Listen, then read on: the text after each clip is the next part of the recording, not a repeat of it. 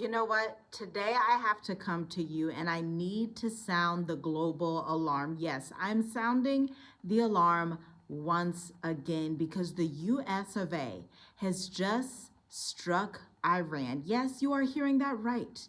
America, us American people, we have decided to strike Iran again, and I'm not sure how it's going to turn out this time because we were experiencing the ceasefire, correct? Just a couple of weeks ago, just about last month, everybody thought, yeah, peace, peace, everything is going to be fine. But as of right now, when you're watching this video, there's an urgent alarm out there because this is going to be an issue for Dubai. This is going to be an issue for Saudi Arabia. And quite literally, Europe is on fire while this is happening. So your air routes out of America, out of Europe, out of the Middle East are going to be delayed and quite possibly canceled. If there was ever a time to have your geo arbitrage strategy together, if there was ever a time to have your escape route planned and mapped out in advance, if there was ever a time to consider global mobility, hey, where am I going to next? Because I ran the data, see. I ran the data from our clients and I ran the data from our channel, and it's astounding. But I decided, my husband and I decided after 6 years of building this media company, reaching 5.8 million people, serving clients all across the world and virtually every single continent. Tomorrow we're doing something. It's a flash meeting, a geopolitical intelligence briefing, pulling all of our data because you know what I did as a marketing analyst? I naturally have an analytical mind, okay? And so I ask questions that typically people don't like to ask, or they feel a little bit uncomfortable asking about the USA, asking about their passports, about taxes, about their geomobility strategy in the continent of Africa, in the Middle East, in Asia. Some of those tougher questions because people escape the West, but do they stay out of the West sustainably, or do they get into a stranger situation where they're losing their money? Well, we are answering those questions live tomorrow to 20 people in a complimentary free session. Check it out at the link in the description. But if you're too late because there's only 20 slots, then you're just too late. I don't know what to tell you. Now, I need to be honest with you. Iran has already targeted 2 ships in the Strait of Hormuz, one of them belonging to Singapore. So JD Vance went over to Switzerland to talk about this agreement. But as we were following the news and the information, both from the American and the Iranian side, listening to both media channels, it became quite clear. This is why we like to listen to international news and go from the sources. Like, don't say the ceasefire is working on American media, then not look at Iranian media, because according to the Iranians and their media, they had never planned on signing that cease deal agreement. In fact, during the quote unquote meeting where JD Vance was there taking pictures, all these things with Pakistan, the Iranians showed up, said they could not stay because they disagreed with what was happening in the Middle East and what the Israelis were doing, and left within 5 to 15 minutes of being there. Like, that's like outrageous because, I mean, they didn't really give it a shot, but at the end of the day, hey, maybe they have the right to say that. I mean, after all, our people did take out 40 of their leaders at the top of the year, right? Let me know down below what you think. But this is why a scary shift is coming to America, because the restart, the resumption of the Iran war, the cessation of the pause, okay? They are back throwing missiles, throwing rockets, sending them across the way, sending them across the earth. Well, this signals the end. I'll be honest with you. This is the end. And when I say the end of normal life as you know it, because if you don't pay attention to economics, investing, entrepreneurship, all of those things that seem a little bit more logistical and practical and a little bit uncomfortable, well, President Donald Trump said that Bedlam was going to happen. And if you actually look up Bedlam, it actually represents a state of anarchy in America. He's sending these signals, and he said, you know, we only have about a month. This was back when the G7 was happening, you know, a couple of weeks ago. He said we have a month, July, until the oil runs dry. The oil reserves in where? The United States of America, yes. And so this is why we've been telling people for 6 full-grown years that you need to exit the West because the West is going to get hit the hardest. I mean, it already has been hit the hardest with inflation, the decay of the cultural society, organic foods being non-existent because the AI data centers have to drink up all your water, have to take all your food as humans, and they don't want to leave anything for the real Americans, right? Not to mention the immigration issues. There's just too much going on that side of the world. You know it, I know it, the whole world knows it. And the FIFA World Cup, this is just the last resort event. Like, let's just have some good times before we get into this darkness and this chaos that is going to be the 2030 agenda. Remember, you should own nothing and be happy and be a robot because in 2027, what's about to happen just in the United States of America, maybe in a few select countries in Western Europe as well?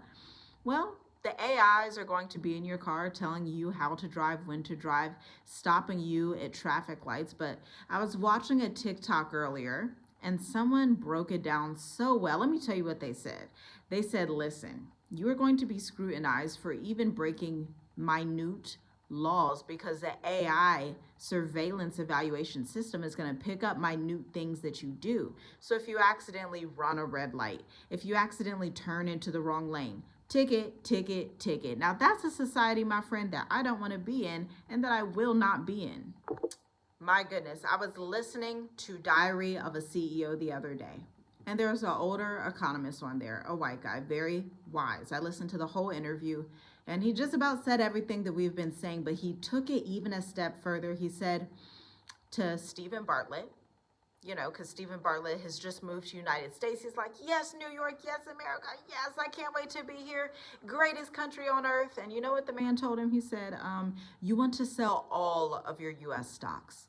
And Stephen Bartlett looked at him like, all, like ALL, and he said, yes, you want to sell them all because the market crash is coming just within the next month or so. I kid you not, you better go watch that interview. This is what he said. The market crash, and he breaks it down historically. You know we love talking about history on this channel. He went from the 1900s to the 1920s to the 1930s, and he's showing these patterns that continue to happen. And he said we are in the AI tech bubble pattern of the balloon that's going to pop. He said, remember the internet bubble of 2000, the housing bubble of 2008? Well, friends, we are right there at the gates again, going into the Great Depression of what will be the 2030s here soon, or the late 2020s. Don't know what you would like to call it. Don't know what I'm going to call it, but it's coming at the end of the day. And I know you can feel it. I can feel it. Everybody can feel it in the air. Everybody's waiting like, okay, something weird's about to happen. The way we were all like pre-COVID, like, something feels a little off with this stuff that's happening. Not sure what it's going to pan out to be, but it's looking like, you know, it's going to be a rough time in the world, and especially if you live in the global north. If you live in America, Canada, the United Kingdom, Germany, all of those types of countries, it's going to be a rough winter. Now, there's nothing President Trump can do about this. There's nothing anybody can do about this, and they might be trying to manufacture it to happen even quicker, because when you have wars and rumors of wars, yeah, it makes people a lot of money, but the people that make the money aren't the middle class people. The people who make all the money are the people like the Trumps, like the people who are in office. And by the way, the Prime Minister of the United Kingdom has just resigned. Isn't that precarious? Now, why would the Prime Minister of the United Kingdom resign? And so I'm like, hey, when's the last time one of our presidents resigned? And I just can't remember. When's the last time I heard of any president resigning? I can't remember. Feel free to leave a comment down below if you recall. But it definitely signals a shift that's happening across the globe. That's why this is a global alert. We know that flight prices have already increased. We know that flight prices are going to continue to increase because as oil increases, your flight prices increase, your supply chain disruption is going to happen, and you're not going to have oil in your car as much. So that's going to bring in the 15-minute cities that are going to exist in the West. So this is a huge issue. This is the type of problem that you just feel like you're watching a sci-fi movie. And if you're watching this video and you're like, I wish I had some additional resources on strategizing my plan B, go to www.journeywithus.movetoafrica.com/services. See, I just updated the enrollment guide. And here's the thing with enrollment guides when you're in corporate marketing. Enrollment guides aren't just a way to sell you. Enrollment guides are actually 7 to 10 pages of pertinent information, geopolitical, geo arbitrage, and geo global mobility intelligence. The data behind the decisions that not only we made, but our clients are making, because they want to go to a society that's anti-corrupt, that's visa-free for Americans, and they are aware of the fact that, remember, 30 U.S. embassies have closed on the continent of Africa and are no longer doing visa services for citizens of those African countries, which creates a little bit of a problem for you if you are an American in those countries. Listen, get in the room Sunday, June 28th. We are doing a complimentary session for 20 expats or want to be expats. We have two demographics here: people that desire to be expats, and then people that are already expats but want to go to a more stable, mature like place, somewhere like Mauritius, Africa, somewhere, I can't even say Seychelles, Africa anymore because their embassy is shutting down. So somewhere like Mauritius, like a Kenya, like a Rwanda, some of these last territories and safe havens that exist on the earth, because I'm telling you,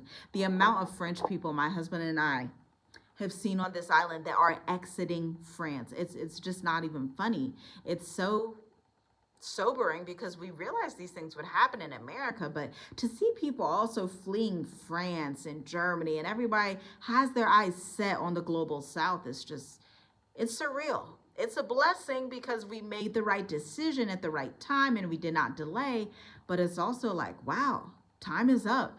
Everybody can see it. And if you have eyes to see it, it may be time for you to get in the room and strategize your next 5 to 10 years so that you don't miss out on the next opportunity on the continent of Africa and beyond. Shalom, shalom. I'll see you in the next video. Like this, comment down below intelligence if you are at the end of this video, so I know that you watched to the end and that you have the patience and continuity of mind to listen to a video all the way through. And I think that's about it. See you tomorrow if you're in the room.